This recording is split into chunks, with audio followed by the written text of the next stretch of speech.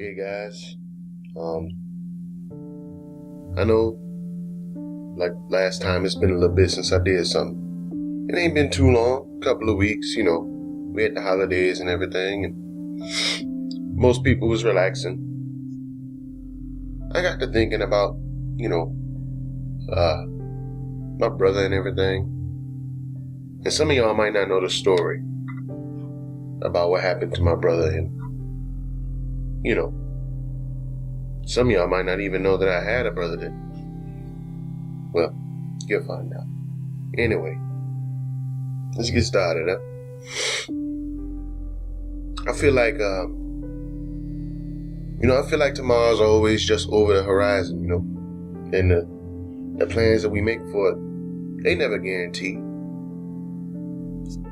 It was a fall of 2005, and I had just got pinned sergeant. And I was fresh from my first deployment in Iraq. I've been assigned to it was the 14th Medical Hospital. And I wasn't too happy, I wasn't really expecting it. I spent the last 3 years as part of the 1-5 Cavalry Unit, the Black Knights. They got a real rich history, fighting and glory and all that, all the way back to the Civil War. And one that, it was a history I'd always be associated with. Thankfully, I was part of the regiment in fighting and everything, and I got a presidential unit citation, all that good stuff. So I'm always going to be a part of that unit, Anyway, I was making a trip from Fort Hood, Texas to Fort Benning, Georgia with my daddy. And I remember stopping in Baton Rouge on the way. Now, this was August of 2005 when I was driving through New Orleans. It would be maybe a week and a half after I passed through that Katrina hit. I didn't know it at the time, but that storm was a prelude to my own personal storm, And my brother and me, we always had a friendly competition. He's 10 years older than me, so it was a big deal for me to be the same rank as him. It was a point of pride, And I didn't know it then, but a few months earlier, he had got pinned staff sergeant. So our game escalated and continued, and now I had to catch up with him again. But I still recall the first call I got from him after I got pinned and everything. He called me a buck sergeant. And then, let me clarify. He was deployed. He was deployed when Katrina came through. He was in Iraq when Katrina came through. We crossed each other. That's what we tended to do. He'd be deployed, I'll be in the States. Then I'll go, and he'll come back, and we just, we used to make a joke, we're high five in Kuwait. See you on the flip side. But he was deployed when Katrina hit. The first call I got from him after he got the news that the levees broke, he wanted to know if everybody he knew was all right. And then, I gave him the best answer I could. But, I had some questions of my own. The unit I was in, we were supposed to be doing disaster relief. But since I was from New Orleans, they wouldn't let me go along. So, I asked him straight out. I said, what should I do? Do I need to go anyway and try to defy orders? And he told me in no uncertain terms that I had to do what I was ordered to do, and then another opportunity would present itself. So I stewed for the next 2 weeks. I was upset. I was stuck in the rear detachment, and I kind of got used to being in a slow-paced unit, a medical unit, a support unit. Not what I was used to. I was used to being a frontline infantry unit is what I was in before. So anyway, my unit, they came back pretty early and abruptly. It was around mid-September. And that's when they told us we was going to be deploying to Afghanistan. Now, I was a little bit excited about it. And I was still, I was a little scared on the inside too. It was so soon. I had just got back in in April of that year. I hadn't even been home maybe 6 months. So I was a little bit scared, but I was excited at the same time. And, I went through the familiar motions, doing all the pre-deployment stuff, the new equipment issues, getting qualified at the range, all the briefings and the legal documents. I went through all of that with mixed feelings, like I was thinking about my mama, and I knew that the stress of having 2 sons deployed would be considerable, but she told me she'd be all right as long as we called. And my brother, he's always a good son. He called every Sunday around about 5 p.m. every Sunday. Me, I was a lot more erratic during my deployment. But when I spoke to him again, because, he called every Sunday, I told him about the deployment, and I told him to stop making me look bad. And he laughed in that peculiar way that he had, and gave me instructions to call weekly, or there was going to be consequences. And just to remind me once again that I was on the losing end of the race, he called me by my rank and said he had the authority to back it up. So October was coming around quick, and I was supposed to be deploying in October too. We were supposed to fly out on the 7th of the month, which was ironically would have been a day before my 7-year military anniversary. I joined October 8th, 2002. We was going to deploy October 7th. Well, my 3rd year, excuse me. I don't know why I said, I don't know why. It would have been my 3rd year, basically. I would have been just starting year 3 on my 2nd deployment. But anyway, we were scheduled to fly out on the 7th of the month. So when my brother didn't call on the 1st, I assumed he was letting me get focused. I figured he was letting me do my thing and get ready. But I remember getting a phone call a little bit later than the usual time, and I thought it was him. So I answered the phone, and it was just a burst of white noise and static. And I thought I heard some muffled words. So I blamed a bad connection and hung up the phone. It happens sometimes when you call from overseas. Sometimes you just get a bad connection. So I hung up the phone. The knock that came right after the phone call, that was a little bit out of the ordinary. We usually didn't get too many visitors. So, I was in the back, and I overheard my sister answering the door. She's younger than me. And I managed to piece together that there was 2 soldiers out there. It was at that moment I felt like a stone drop into my gut. And that's when she started crying. So I bent the corner into the hallway, and I saw them. And there they were, dressed in the full regalia, the full ensemble, like 2 majestic harbingers of death. He told me that my brother was killed in Iraq that morning, and yes, the nation and the unit was sorry for our loss and all that jazz. And I had to make a tough call after that. Probably the toughest call of my life. My mom was in Germany at the time. She was visiting family. But she had to know. It was a 6-hour time difference between Germany and the East Coast. So I wasn't surprised to hear the sleep in her voice. I don't know if I'd done anything so hard before or since, but in that moment I knew I had a job to do. I had to be the strong one, The facade of steel etched into my features. I had to make it genuine. And I told my mama, I told her simply and plain, I said, my brother's been killed, and you need to come home immediately.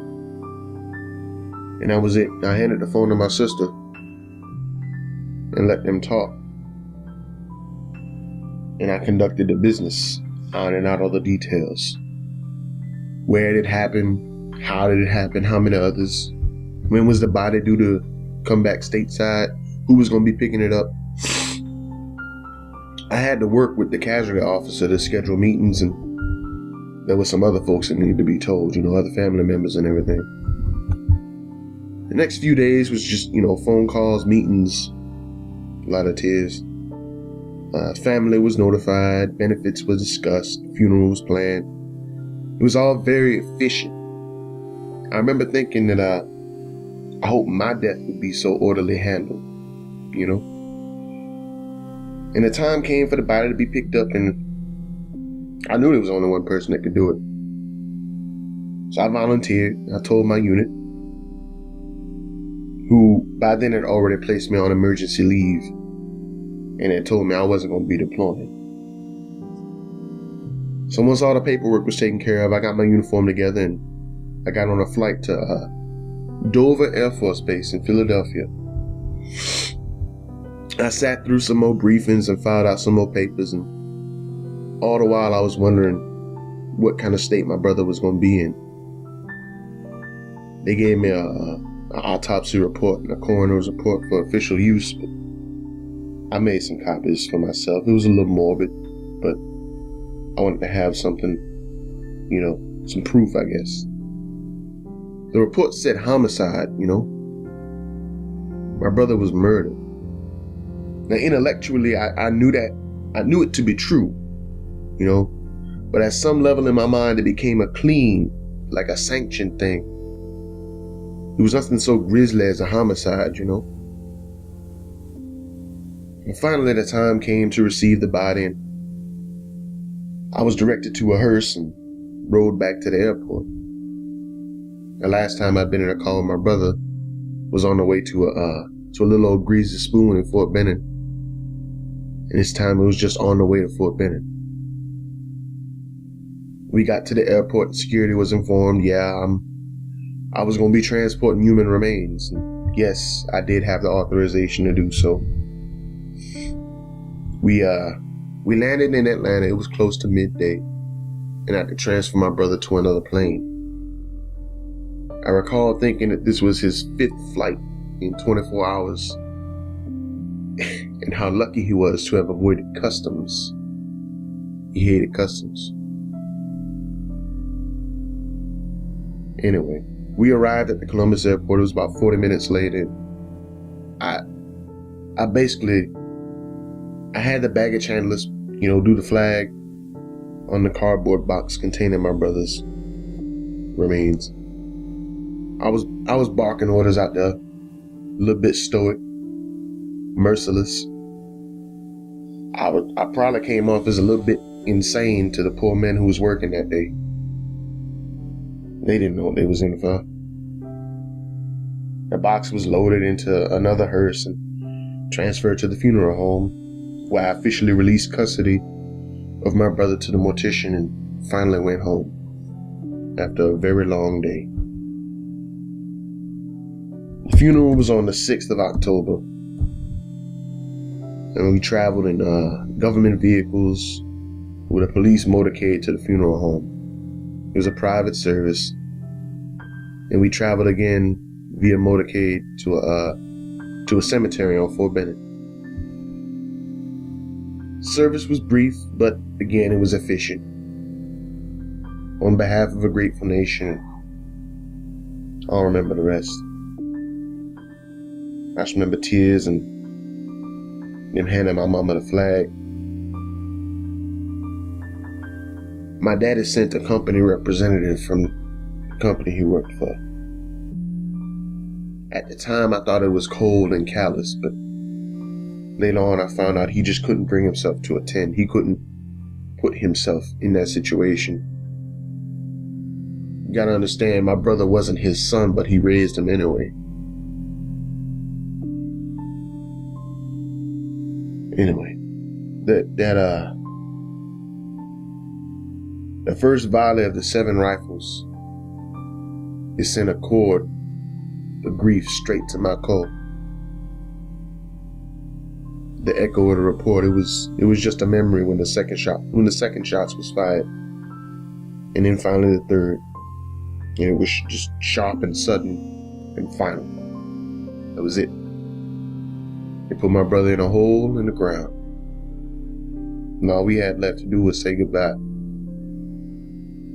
My oldest brother Chris and me, we both scooped up a handful of soil and dropped it in the hole. from the earth back to the earth. I remember the following few days, they was joyful and sad, in that way that only a funeral can be. And as a family, we had never been so close. We had never been so close as we were right then. We all made plans and promises to stay in touch with each other more closely and to meet yearly or as often as we could. We wanted to be together more often. I was reminded of a phone call my brother and I shared earlier that year where we had talked about meeting up for a beer when he came back. We was going to go out and have a drink together. See, I had just turned 21. Or I was going to be turning 20. Rather, I was going to be turning 21 in November 2005. I was going to turn 21. And I wanted to have my first beer as an adult with the man who helped to raise me. Daddy skipped out on us. So I wonder how it would have been sometimes, sitting in a smoking room. Or maybe we would have been sitting around a table at home or down by the lake on Fort Benning we used to hang out at. I can always change the details in my mind, but the outcome always stays the same. There were calls. It would usually be an unknown number. And I remember this. Every Sunday, near or around 5 p.m., for about 6 months or so afterwards. And they were always static and white noise with what I thought was words. I suppose my brother's death taught me a few things. The only thing I can say for sure is I don't count on tomorrow. I plan for it, I prepare for it, but I don't depend on it. I've become a little bit more steel than flesh since then. But I've softened up recently. A lot of things in my life have changed. I met my wife. Found somebody worth softening up for.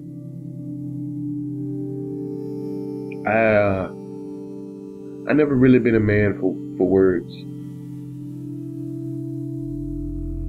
But I've learned to say the things that matter and to say them as often as I can. Sometimes, though, I just wish I would have said them on September 23rd, 2005.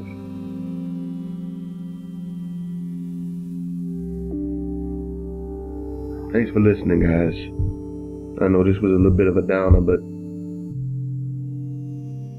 I just had it on my mind. And I had to get it off my chest. Sometimes catharsis, sometimes you need to get stuff up off you. And you never know. Your experiences might help somebody else deal with their own. So, I'm hoping that by helping myself with this, maybe somebody else will listen to this and has gone through something similar. They'll be able to stop and go through their own feelings and emotions and sort it out for themselves. Maybe tell their own stories. Y'all be safe, take care of yourselves, and have fun, man. That's the order. This is Sarge signing off.